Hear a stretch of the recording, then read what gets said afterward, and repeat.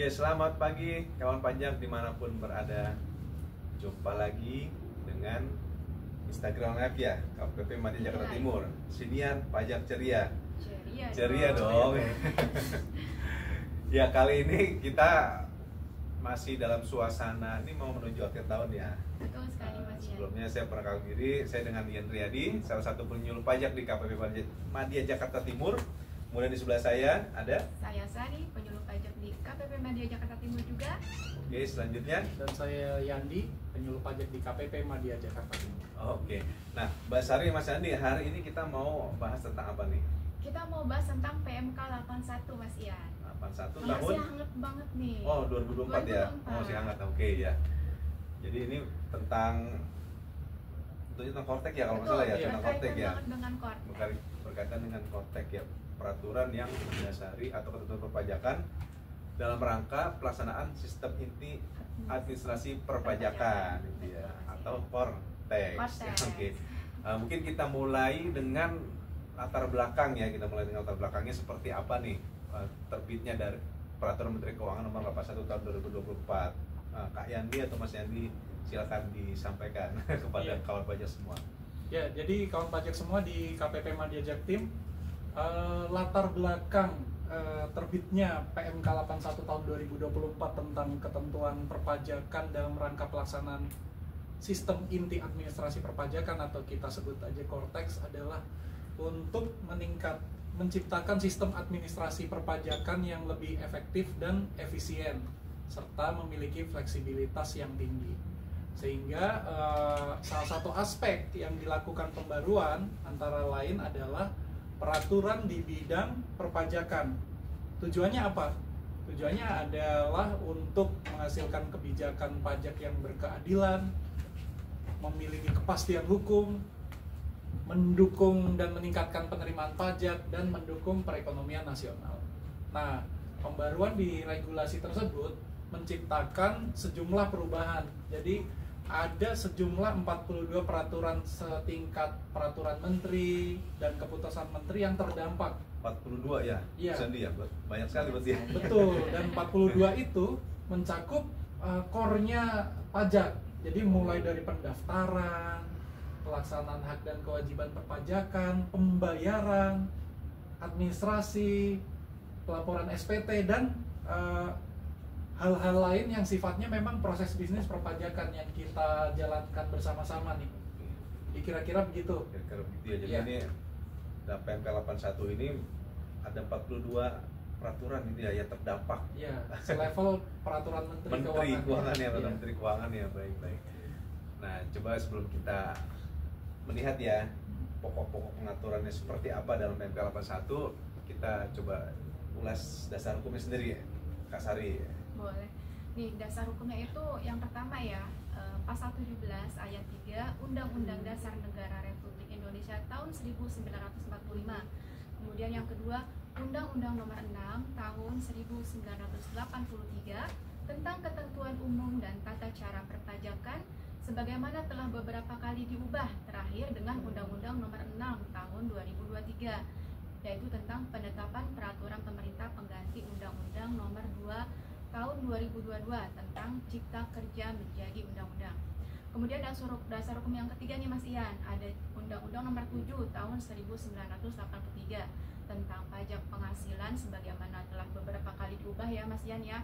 Terakhir dengan Undang-Undang Nomor 6 tentang penetapan peraturan pemerintah pengganti Undang-Undang Nomor 2 tahun 2022 tentang Cipta Kerja menjadi undang-undang. Kemudian Undang-Undang Nomor 8 tahun 1983 itu tentang pajak pertambahan nilai sebagaimana telah beberapa kali diubah juga. Terakhir dengan Undang-Undang Nomor 6 tahun 2023 tentang penetapan peraturan pemerintah pengganti Undang-Undang Nomor 2 tahun 2022 tentang Cipta Kerja menjadi undang-undang.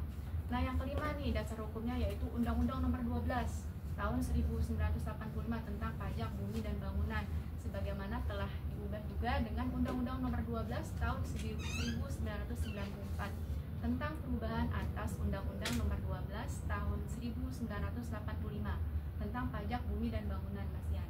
Yang belum dua terakhir nih ya. Nomor 6 itu Undang-Undang Nomor 10 tahun 2020 tentang bea materai. Nah, yang terakhir Peraturan Presiden Nomor 40 Tahun 2018 tentang pembaruan sistem administrasi perpajakan. Berarti memang semua jenis pajak nih ya, Betul sekali, Mas, yang ya, ditangani mencakup. oleh pusat ya, Pusat. Direktorat Jenderal Pajak ya.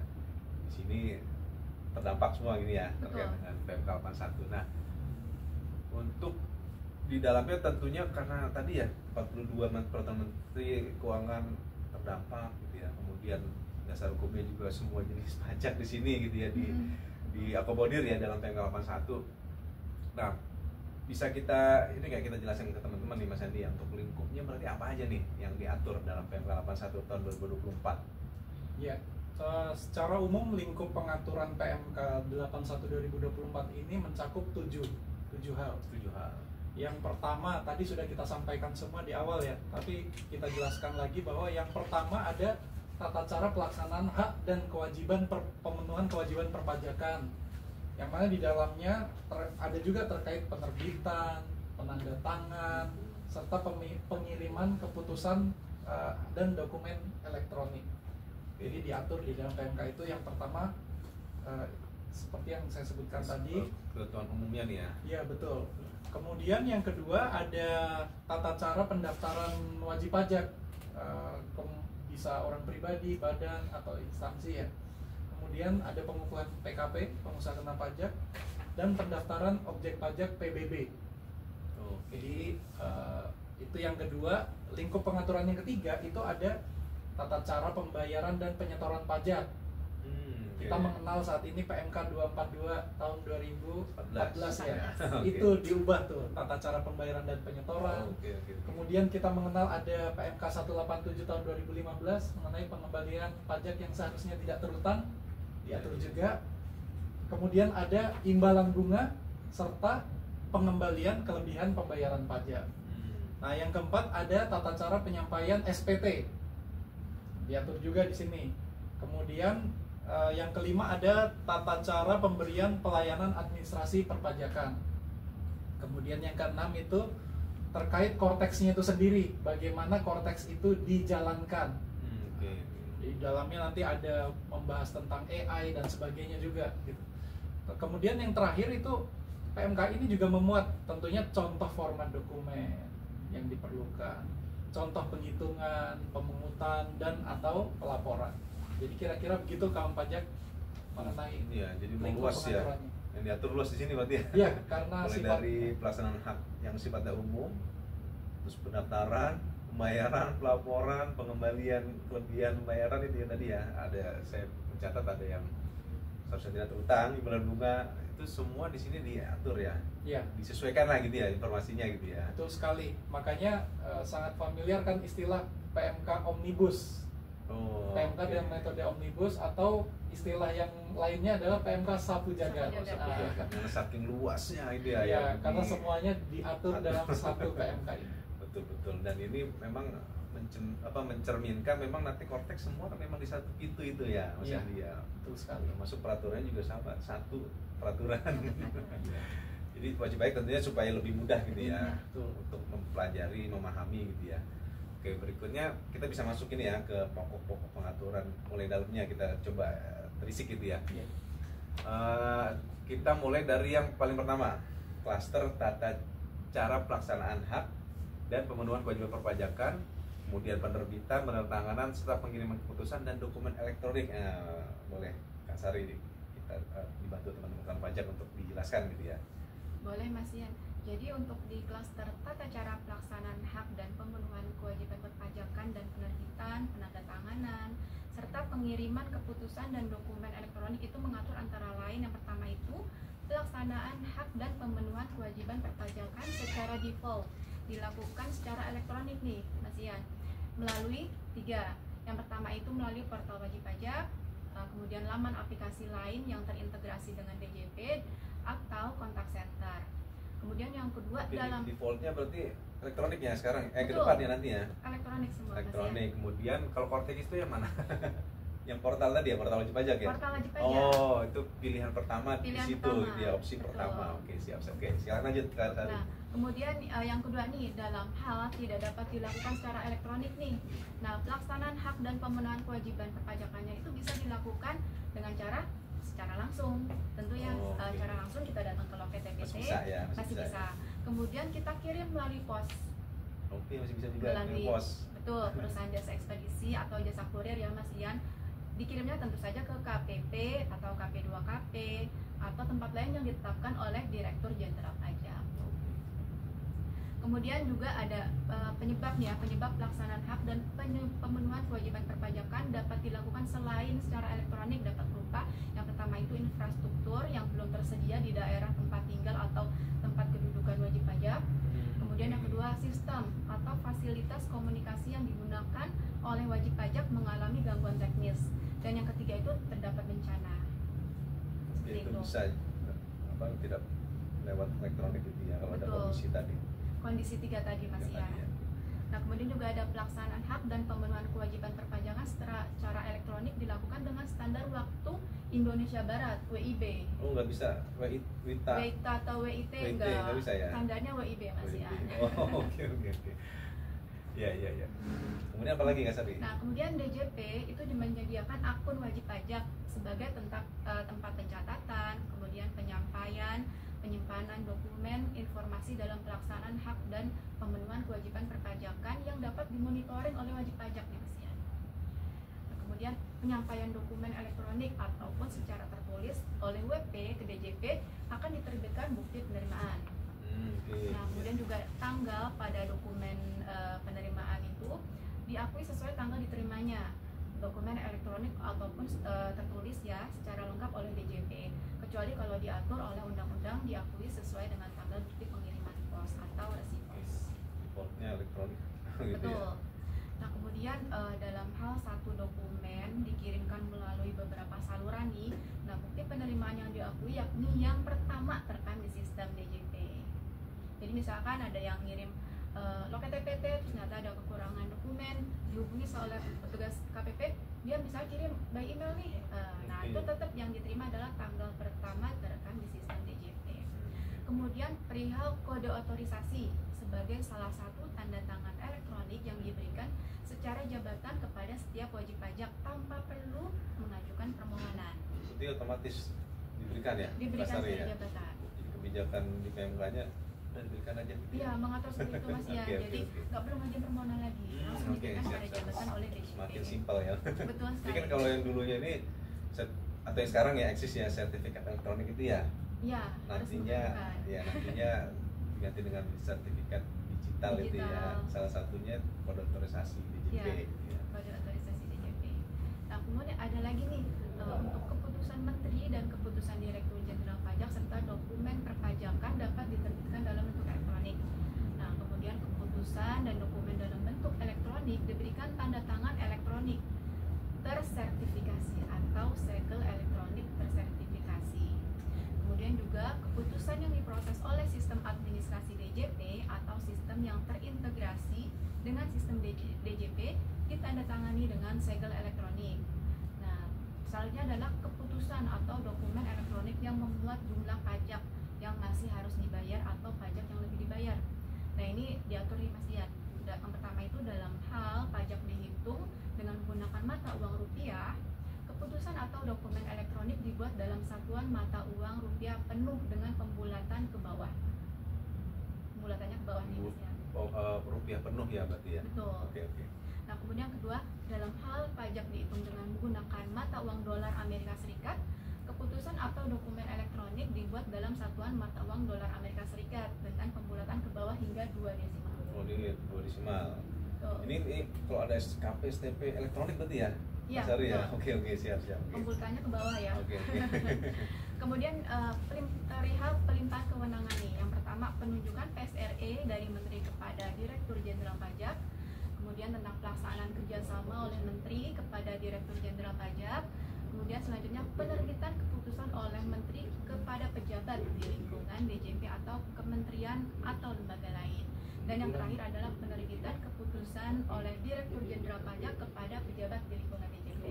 Oke, jadi kalau saya lihat ini ke depan elektronik ini Semuanya ya elektronik. prioritasnya elektronik gitu ya. Prioritasnya. Berarti memang administrasi perpajakan kita mulai melompat nih ya. Betul sekali. Melompat ke era ya, berikutnya ya, era yang elektronik digital gitu ya. Jadi kawan pajak semua mesti mempersiapkan diri ya, mempersiapkan diri. Terus kemudian bagi yang itu ya masih belum asing gitu ya, Cortex ini ya, segera akses informasi yang sudah kita ini ya publish itu banyak ya kayaknya nih ya.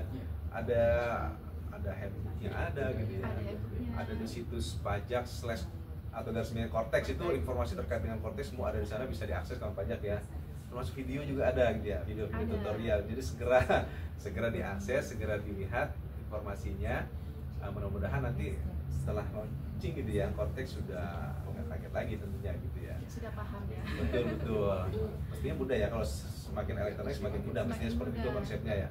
Nah kemudian berikutnya terkait dengan klaster pendaftaran atau registrasi. Ya ini kita sampaikan informasi apa nih ya terkait dengan klaster ini di PMK 81 2024. Ya, jadi kawan pajak dimanapun berada, untuk klaster registrasi ada 5 hal yang diatur.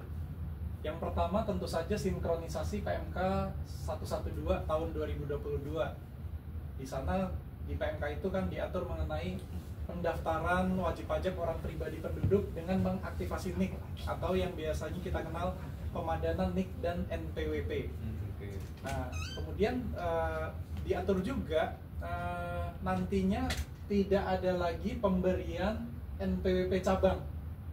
Jadi NPWP cabang tidak lagi diberikan di tempat kegiatan usaha, melainkan nantinya Ditjen Pajak akan memberikan nomor identitas bernama NIPKO atau nomor identitas tempat kegiatan usaha. Oh, dari DJP langsung ya, kayak DJP dia langsung yang memberikan NIPKO tersebut, dan WP tidak perlu memperoleh PWP cabang lagi.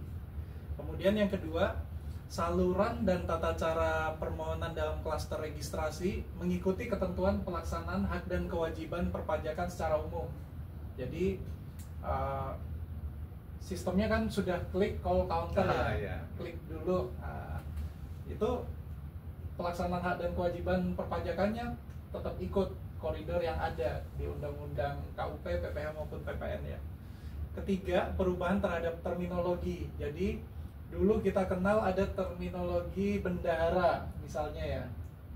Nah ini diganti menjadi diperkenalkan istilah baru yaitu instansi pemerintah. Kemudian dulu wajib pajak mungkin wajib pajak tidak aktif itu tidak ada terminologi itu di dalam PMK ya. Iya, ada betul. Nah untuk kepentingan implementasi Cortex diperkenalkan istilah wajib pajak tidak aktif. Iya. Nanti itu, detailnya itu dulu ya. Kalau yang saya ingat itu ada namanya non efektif gitu ya. Iya betul. Nah nanti di PMK ini disebutkan itu memang tidak ada lagi non efektif, diganti dengan wajib pajak non aktif gitu bunyinya. Iya gitu betul. ya. Kalau di sini istilah terminologinya diperkenalkan tadi salah satunya instansi pemerintah, kemudian wajib pajak tidak aktif. Ya. Kemudian yang keempat dari 5 itu ada penambahan ketentuan NPWP dapat diberikan. Nah, NPWP dapat diberikan kepada yang tidak memenuhi persyaratan subjektif dan atau objektif, serta yang bukan subjek pajak untuk kepentingan administrasi perpajakan. Nah, ini konteksnya berarti masih terkait dengan nomor 1 tadi yang sinkronisasi PMK 112, pemadanan NIK dan NPWP. Salah satunya kan bisa belum memenuhi syarat subjektif. Misalnya SPDN dalam negeri gitu kan, ada case tertentu belum memenuhi, itu untuk kepentingan perpajakan bisa dengan menggunakan NIK tadi. Ya, jadi konteksnya seperti itu ya. Kemudian yang kelima, pelaporan objek PBB. Dalam hal ini PBB-nya bukan PBB pedesaan perkotaan ya, bukan itu, tapi PBB perkebunan, perhutanan, pertambangan, dan PBB sektor lain. Itu pelaporan objek PBB untuk memperoleh nomor objek pajak atau NOP-nya dilakukan di KPP pusat. Yang saat ini kan dilakukan di KPP tempat di mana objeknya berada ya. Ya, Nah, nantinya kalau misalnya ada untuk PBB untuk memperoleh NOP-nya, maka secara administratif harus dilakukan di pusatnya. Pusat ya. Saya objeknya di kota A, Ya. pusatnya di kota B, NOP-nya nanti harus didaftarkan di KPP tempat WP kota B terdaftar, Oke. WP pusatnya. Pusat ya. Karena Iya. memang kan nanti Kortex itu badan itu hanya satu NPP kan. Ya, betul sekali. Pelaksanaan ini administrasinya ya. Pelaksanaan gitu ya. administrasi. Jadi semua akan terkumpul di sana. Betul. Iya, oke, Dilakukan di NPWP pusat. oke. Iya, oke. Cabangnya cukup menggunakan NITKU tadi. Itu tadi. Ya. Oke, baik-baik. Itu terkait dengan registrasi ya, itu ada 5 hal soal pajak. Adapun untuk yang berikutnya ada klaster pembayaran. Di PMK 81 seperti apa pengaturannya, Mbak Sari? Jadi sama yang seperti tadi, diatur banyak hal di klaster pembayaran ini, Mas Oke. Ian. Yang pertama itu diantaranya mengubah tanggal jatuh tempo pembayaran atau penyetoran masa pajak penghasilan yang semula tadinya itu tanggal 10 bulan berikutnya itu menjadi tanggal 15. 15 berarti mundur ya? Mundur. Ada yang lebih lega lagi gitu Ya, Oke, ada tambah oke. 5 hari nih 5 hari, untuk wajib oke, pajak. oke. Mundur menjadi tanggal 15 bulan berikutnya setelah masa pajak berakhir. Oke. Kemudian juga ada pengaturan tentang kode billing yang dapat dibuat single account maupun multi account. Multi account. Kalau saat ini kan hanya billing itu untuk satu jenis pajak gitu ya, satu masa pajak gitu ya. Terus Ya. satu ya itu ya batasannya gitu ya. Nah nanti bisa multi account berarti ya? Ya, nanti Bisa desainnya bisa multi lebih account. dari satu masa pajak, lebih dari satu jenis pajak seperti Jenis itu ya pajak, bisa ya? betul. Oke. Nah kemudian juga dia mengatur menghapus nih konversi kurs pembayaran pajak sehingga pajak yang terutang atau yang masih harus dibayar dalam mata uang USD itu wajib dibayar dengan mata uang USD. Nggak bisa pakai rupiah lagi berarti ya? Enggak USD, Ya USD bayarnya aja USD. gitu. Oh oke. Karena kan udah nggak ada konversi kurs lagi nih nantinya ke depannya.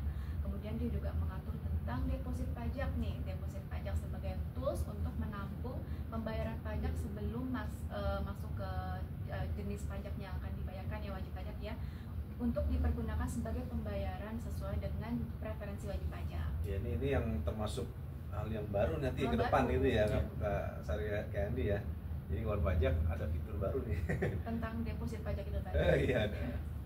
Kemudian juga dia di klaster ini dia mengubah tata cara penyetoran PPN atas pemanfaatan BKP tidak berwujud dan atau JKP pajak dari luar daerah pabean menjadi menggunakan identitas pihak yang melakukan pemanfaatan. Oke, kalau dulu kita isi SSP itu 0000 NPP-nya, terus kode KPP, Kode KPP 0 lagi 3 digit gitu iya. ya. Nah sekarang yang memanfaatkan identitasnya yang diisikan ya. Oke. Betul, Mas Ian. Nah kemudian juga mengatur tentang pengaturan ulang batasan pembayaran atau penyetoran yang dapat dipindah bukukan sesuai dengan pembaruan proses bisnis. Nah selanjutnya juga pengaturan tentang pemindah bukuan secara jabatan oleh DJP. Kemudian juga ada tentang penyesuaian pengaturan terkait penambahan saldo deposit pada mesin teraan materai digital, yaitu wajib pajak yang telah memperoleh izin pembuatan materai teraan harus yang pertama nih melakukan penyetoran di muka Bea Materai. Kemudian kedua mengajukan permohonan penambahan saldo deposit pada mesin teraan Bea Materai. Oke, ini seingat saya memang kalau dulu itu begitu wajib pajak setor otomatis tuh nama deposit ya mengenerate ini ya kode gitu ya. Nanti kalau kawan pajak tinggal cek emailnya diinput aja di mesin teraan. Nah sekarang harus ada permohonan dulu Harus ya. ada permohonan itu tadi dua hal itu Oke. tadi yang harus dilakukan sebelum membubuhkan materai teraan. Berarti ketika sudah bayar nggak bisa langsung otomatis paket ya, ajuin dulu permohonan Ajuin sekarang permohonan nanti ke dulu. depannya gitu ya. Betul, Mas Ian. Oke. Nah kemudian juga menambahkan syarat tentang penyampaian SPT tahunan 2 tahun terakhir dan SPT masa PPN 3 masa pajak terakhir untuk pengajuan angsuran atau penundaan pembayaran PPh pasal 29. Kemudian juga mengatur tentang batas waktu pengajuan angsuran atau penundaan pembayaran utang pajak yang sebelumnya hanya dapat diajukan sebelum surat paksa disampaikan, diperpanjang sampai dengan sebelum permohonan lelang barang sitaan disampaikan kepada instansi berwenang yang menyelenggarakan urusan lelang. Berarti ada perpanjangan juga ini ya. Betul, ada perpanjangan juga. Memberikan waktu lebih luas lah gitu, lega gitu ya, bukan wajib Iya, pajak. betul sekali. Nah kemudian juga mengatur tentang syarat jaminan aset terwujud Mas Ian atas pengajuan angsuran atau penundaan pembayaran utang pajak paling kurang senilai utang pajak untuk setiap permohonan. Kemudian juga mengatur tentang penerbitan surat keputusan penyesuaian atas surat keputusan angsuran hanya dilakukan dalam hal jumlah pokok utang pajak yang diangsur atau ditunda berkurang. Oke. Nah, kemudian ada kriteria wan prestasi pembayaran angsuran atau penundaan utang pajak dan ditindaklanjuti dengan penagihan aktif dalam hal tidak dilakukan pembayaran yang pertama 2 kali atas SK angsuran atau lebih dari JT pembayaran atas SK penundaan.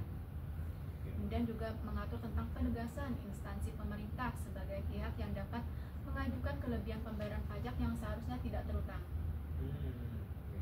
Nah, yang selanjutnya nih, pihak yang mengajukan pengembalian kelebihan pembayaran pajak yang seharusnya tidak terutang atas kelebihan pemotongan atau pemungutan itu untuk PPh default diajukan oleh pemotong atau pemungut.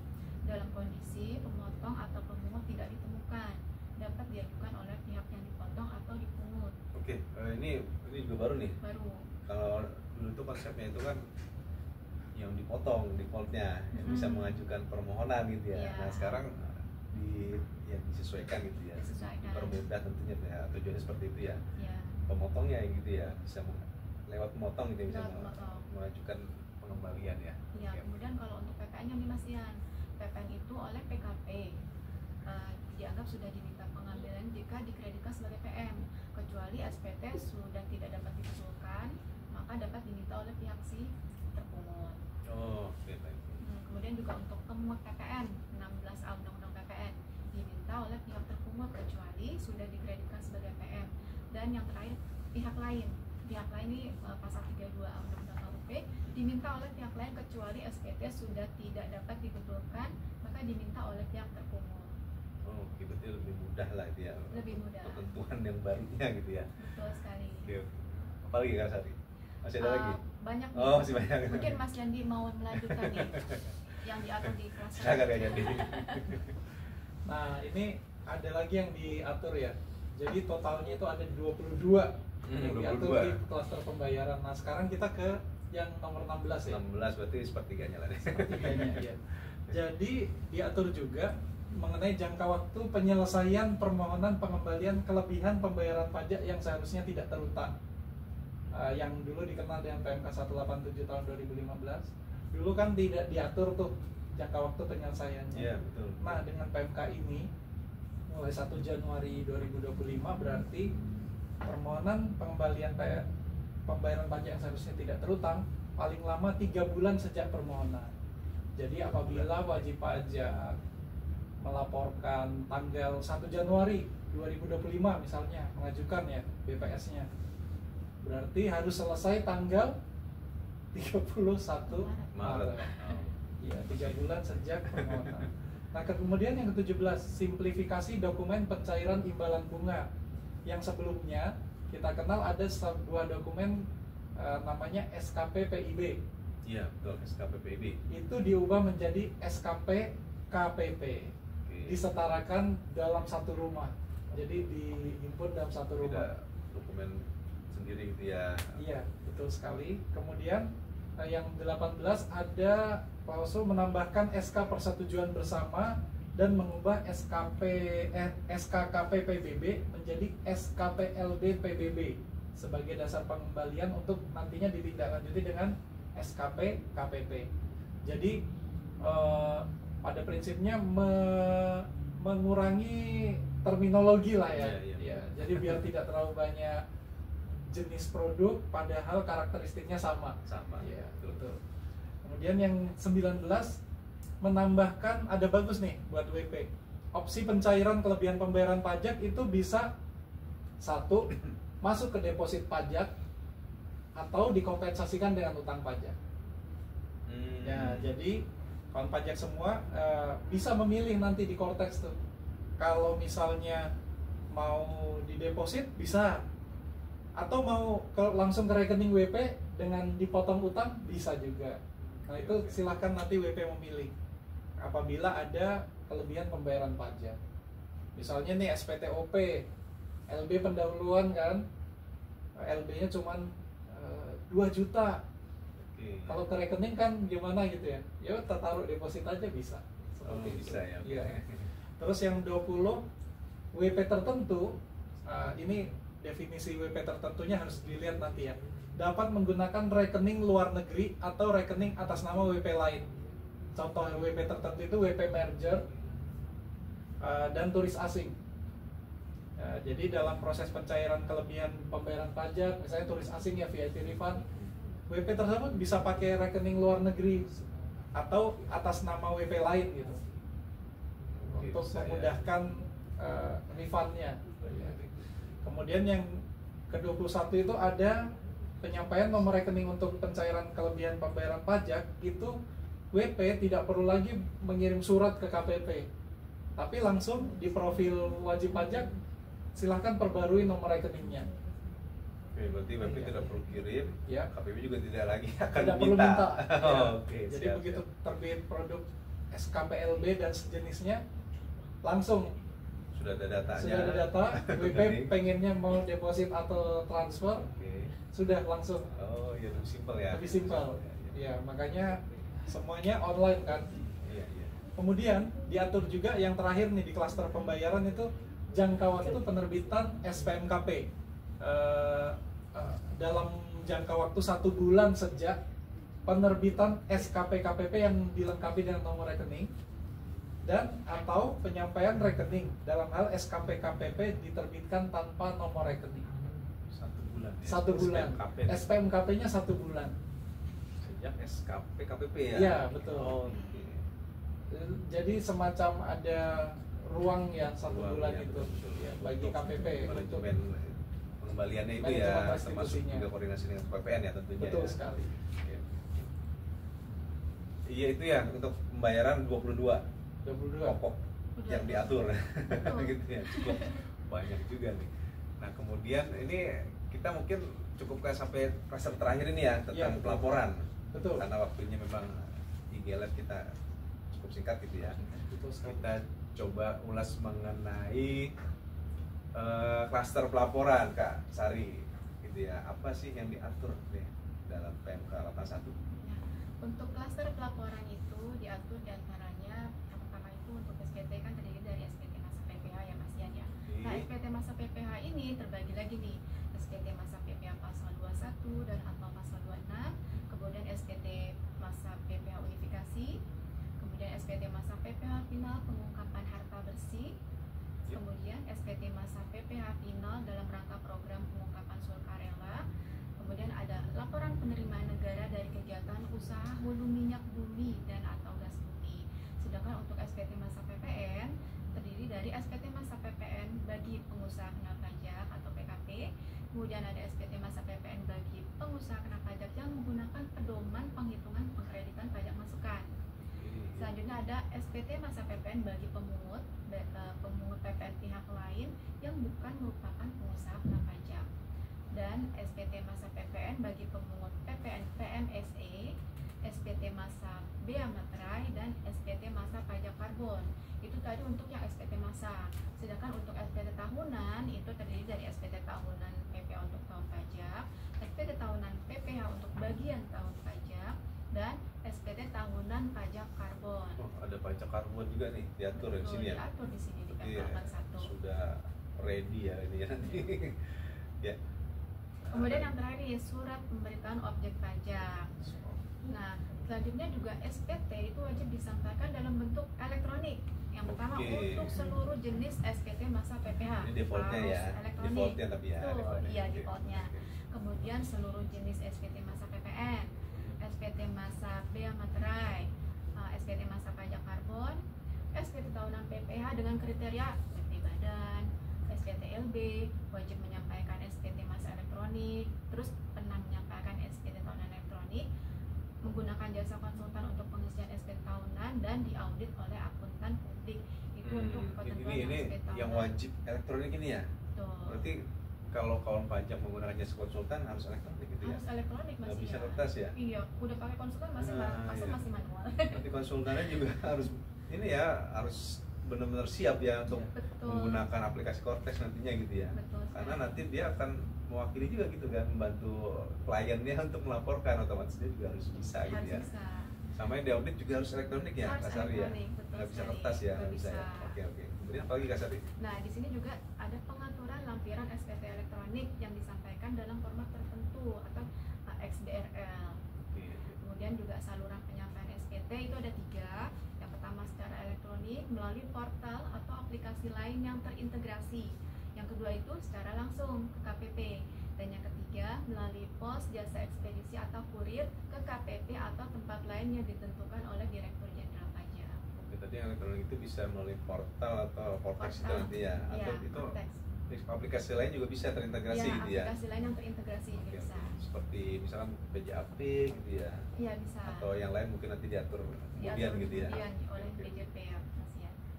Nah, kemudian juga ini ada kewajiban pelaporan PPA pasal 4 ayat 2, PPA pasal 15, PPA pasal 22, PPA pasal 23, PPA pasal 26 itu dipenuhi dengan menyampaikan SPT masa unifikasi. Oke, aplikasi ya? Betul, unifikasi. Kemudian juga ada laporan penerima negara tidak perlu dilaporkan dalam hal PPA-nya nihil. Jadi kalau nihil nggak perlu dilaporin ya untuk laporan penerima negara. Kemudian untuk pihak lain itu tetap wajib menyampaikan SPT masa PPN meskipun tidak ada pemungutan PPN nih, tetap wajib. Oke, pihak lain harus ya? Ya, tetap Tiap wajib bulan gitu ya? menyampaikan. Betul. Kemudian juga ada syarat di sini diatur penambahan syarat pemberitahuan perpanjangan surat pernyataan akuntan publik bahwa audit laporan keuangan belum selesai dan perhitungan sementara PPA pasal 26 ayat 4 untuk WPBUT. Oke. Ya, dan diatur juga nih untuk menghapus tanda tangan stempel dalam penyampaian SPT. Karena kan nanti kedepannya di Kortek kan pakai digital, ya, Digital, jadi nggak ya. ada lagi tuh tanda tangan stempel saat penyampaian SPT-nya. Walaupun kertas juga ada lagi ya, stempelan gitu ya? Betul. Oke. Terus ada pengecualian nih, pengecualian sanksi administrasi tidak lapor untuk SPT pas final, SPT PPH final PPS dan SPUP. Kemudian juga diatur tentang kriteria lebih lanjut yang dikecualikan dari kewajiban lapor SPT yang nantinya akan ditentukan lebih lanjut oleh Direktur Jenderal Pajak. Oke. Kemudian juga ada mengatur tentang menghapus prosedur permintaan kelengkapan SPT dan atas SPT tidak lengkap, kemudian ditindaklanjuti dengan penerbitan surat pemberitahuan SPT dianggap tidak disampaikan. Oke, ini menarik nih. Berarti ketika wajib pajak lapor SPT gitu ya, Mm-mm. ternyata tidak lengkap gitu ya. Iya. Jadi tidak ada permintaan kelengkapan Nggak lagi ada, ya gitu ya. nggak Kalau ada lagi ke depannya. kalau seperti badan contohnya gitu ya. Kalau ternyata tidak lengkap kita KPP ya, KPP meneliti kemudian ternyata ada yang tidak lengkap itu kan disuratin ya, mintain kelengkapan gitu ya. Ya, Nanti saat ini diberikan berjalan waktu kelengkapan. 30 hari kawan pajak untuk melengkapi gitu ya. Kalau misalkan dalam 30 hari bisa melengkapi, maka silakan dikirim gitu ya, dan SPT-nya tentunya akan ya disampaikan lah, diterima gitu ya secara lengkap gitu ya. Tapi kalau lebih dari 30 hari maka SPT dianggap tidak disampaikan gitu ya. Nah, kalau kedepannya tidak ada lagi permintaan kelengkapan berarti ya. Jadi kawan pajak memang harus lengkap. ya memang harus mereview dulu gitu ya sebelum mengirim, karena konsekuensinya akan seperti itu gitu ya, tidak ada permintaan kelengkapan. Kalau memang ternyata tidak lengkap ya tentu dianggap tidak tersampaikan gitu ya. Betul. Dan nanti akan ada surat pemberitahuan dari KPP yang akan disampaikan bahwa memang dianggap tidak tersampaikan. Nah, itu ada konsekuensinya nanti ya, itu ya kalau misalkan dapat surat itu terus oh iya ada yang belum lengkap gitu ya, terus mau melengkapi kan harus jadi lapor baru lagi gitu kan. Betul. Lapor baru dan tanggalnya beda. betul, bisa terlambat itu Telat nanti ya. lapor. Telat lapor gitu ya. Nah terakhir mungkin Kak Yandi, apalagi masih ada nggak yang terkait dengan klaster ini pelaporan gitu ya, yang mungkin dalam waktu yang sedikit ini bisa disampaikan ke kawan pajak? Jadi sebenarnya masih ada 30-an lagi. Oh, 30. Laporan. Iya, sangat banyak. Tapi memang mungkin nanti kita bikin sesi 2 ya. Oh, boleh. Sesi 2. Tapi kira-kira yang baru di klaster pelaporan itu nantinya pelaporan PPh final atas pengalian hak atas tanah dan bangunan itu yang pertama pengalian kepada instansi pemerintah, dipungut dan distornya atas nama instansi pemerintah. Kemudian yang kedua, PPh final terutang di tempat tinggal atau tempat kedudukan WP, termasuk WP developer. Jadi penentuannya seperti itu ya. Kemudian kewajiban penyampaian SPT masa unifikasi termasuk oleh instansi pemerintah, dan bagi wajib pajak yang telah menyetorkan PPh final dan lakukan validasi ke KPP itu dianggap sudah menyampaikan SPT. Nah, kemudian ada juga diatur di chapter berikutnya itu mengenai kontrak uplift untuk penghasilan kontraktor dan partisipasi interest, PPh pasal 22, kewajiban PPh 25 BUMN BUMD, ya, PPh 26 dan seterusnya. Nah, sepertinya akan lebih menarik nanti kita bikin sesi berikutnya ya.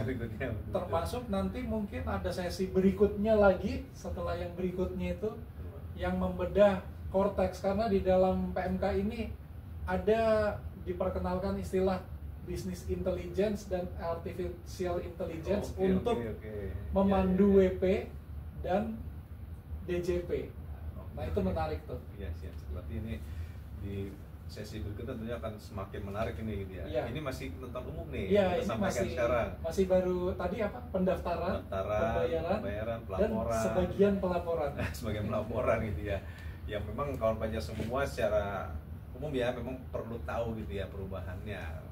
Nah, ke depan ya tentunya mudah-mudahan mulai Januari ini bisa running gitu ya. Oke, ini kelihatannya kita sudah sampai di penghujung, kawan pajak semua ya, Kak Yani, Kak Sari gitu ya. Jadi mungkin kita cukupkan Gilat kali ini. Namun demikian, ini kawan pajak semua kami akan sampaikan juga informasi penting ya. Jadi kantor pelayanan pajak Madya Jakarta Timur kita sudah sejak sekitar 3 tahun kebelakang ya sudah mendapatkan sertifikasi ISO 9001, 2015 dan 37001 2016. 9001 itu terkait dengan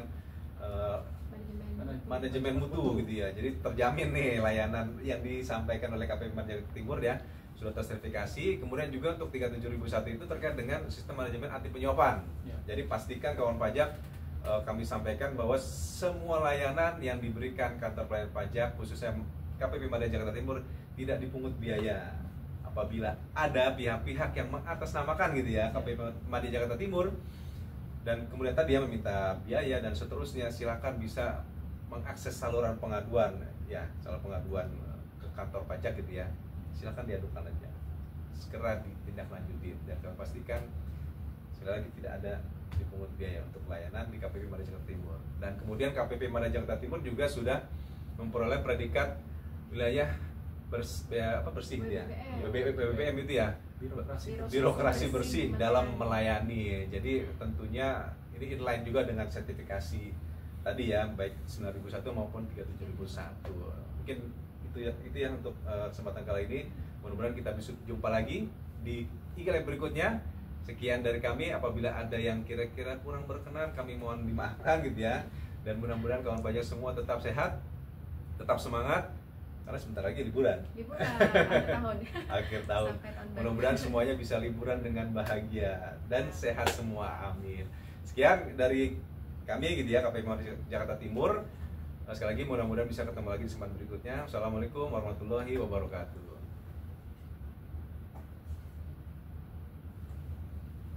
Alhamdulillah.